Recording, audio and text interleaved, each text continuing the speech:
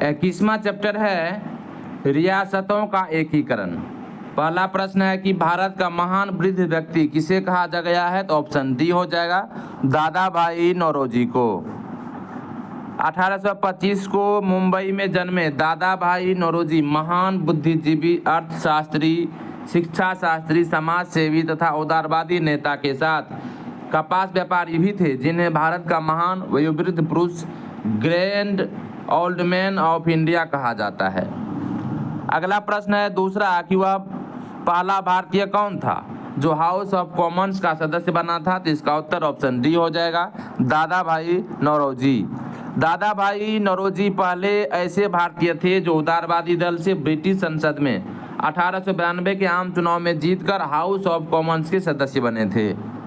तीसरा प्रश्न है कि निम्नलिखित आंदोलनों का कालानुक्रम क्या है, तो इसका क्रम देखते हैं।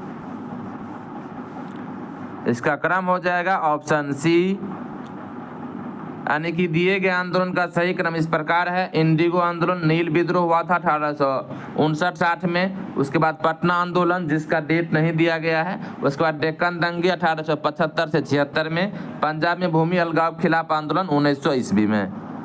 चौथा प्रश्न है कि जवाहरलाल नेहरू के बौद्धिक विकास में फरवरी 1927 में ब्रुसेल्स कांग्रेस में औपनिवेशिक दमन और साम्राज्यवाद के विरुद्ध उनकी सक्रिय भागीदारी के साथ एक मोड़ आया। ये शब्द किसने लिखे थे, इसका उत्तर हो जाएगा ऑप्शन ए एस गोपाल ने। जवाहरलाल नेहरू के बौद्धिक विकास में फरवरी 1927 में ब्रुसेल्स कांग्रेस में औपनिवेशिक दमन और साम्राज्यवाद के विरुद्ध उनकी सक्रिय भागीदारी के साथ मोड़ आया में शब्द जवाहरलाल नेहरू के जीवनी लेखक एस गोपाल द्वारा कहे गए। उनके अनुसार जवाहरलाल नेहरू ब्रुसेल्स से आत्म सजग क्रांतिकारी होकर लौटे थे। पांचवा प्रश्न है कि सही कालानुक्रम में भारतीय स्वतंत्रता संग्राम में जुड़ी निम्नलिखित घटनाओं का व्यवस्थित करें। इसका उत्तर देखते हैं। इसका उत्तर ऑप्शन ए है। भारतीय स्वतंत्रता से जुड़ी उपरोक्त घटनाओं का व्यवस्थित काल अनुक्रम इस प्रकार है। कांग्रेस मंत्रालयों का इस्तीफा 1929 से 30 अक्टूबर 1939 को, मुस्लिम उद्धार दिवस 22 दिसंबर 1939 को, व्यक्तिगत सत्याग्रह 17 अक्टूबर 1940 को, डायरेक्ट एक्शन दिवस 16 अगस्त 1946 को। अगला प्रश्न है छठा कि सूची 1 को सूची 2 से मिलाइए। तो आइए इसकी व्याख्या देखते हैं। इसी में सारा उत्तर है, इसी से हम लोग उत्तर जान जाएंगे। इसका उत्तर दिया हुआ है ऑप्शन सी,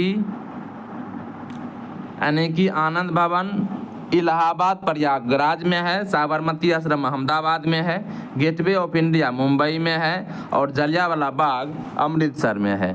सातवां प्रश्न है कि हाथ कती खादी के वस्त्रों में 1877 में शाही दरबार में कौन सम्मिलित हुआ, तो ऑप्शन बी हो जाएगा गणेश वासुदेव जोशी।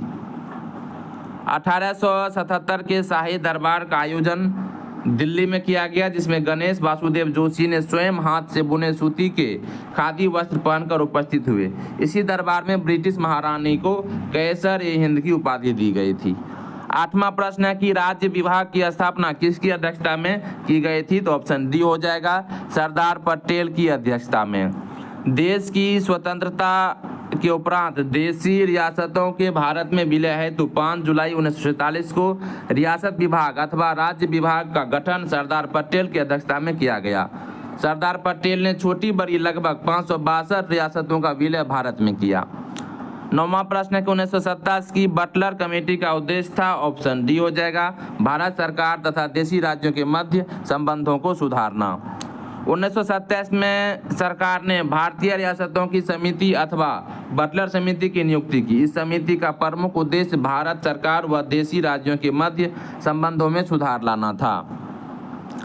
10वां प्रश्न है कि निम्न में से किस देशी रियासत को अंग्रेजों ने अपने क्षेत्र में नहीं चलाया था, तो ऑप्शन बी हो जाएगा ग्वालियर। अंग्रेजों द्वारा ग्वालियर रियासत का विलय नहीं किया गया, जबकि सिंध, अवध तथा सतारा का विलय अलग अलग काल में अलग अलग गवर्नर जनरल द्वारा किया गया था। सिंध का विलय लॉर्ड एलनबरो के द्वारा 1847 ईस्वी में किया गया, जबकि सतारा का विलय 1848 ईस्वी में लॉर्ड डलहौजी के द्वारा व्यापकगत सिद्धांत के तहत किया गया। व्यवगत सिद्धांत के अनुसार विलय प्राप्त करने वाला प्रथम राज्य सतारा ही था।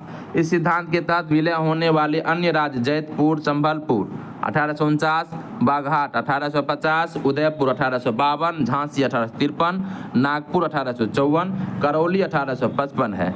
अवध का विलय 1856 ईस्वी में कुशासन का आरोप लगाकर अपने राज्य में मिला लिया। पंजाब का विलय ब्रिटिश साम्राज्य में लॉर्ड डलहौजी द्वारा 1852 में किया गया था। 11वां प्रश्न है कि निम्नलिखित में से किसने भूदान आंदोलन प्रारंभ किया था? तो ऑप्शन सी हो जाएगा, आचार्य विनोबा भावे। भूदान आंदोलन आचार्य विनोबा भावे द्वारा 1951 में आंध्र प्रदेश के पोचमपल्ली, वर्तमान में तेलंगाना में स्थित से स्वैच्छिक भूमि सुधार आंदोलन के लिए चलाया गया था। इनका मानना था कि भूमि का पुनर्वितरण सिर्फ सरकारी कानूनों के जरिए नहीं हो सकता है, बल्कि एक आंदोलन के माध्यम से इसे सफल किया जा सकता है। आगे है 22वां अध्याय,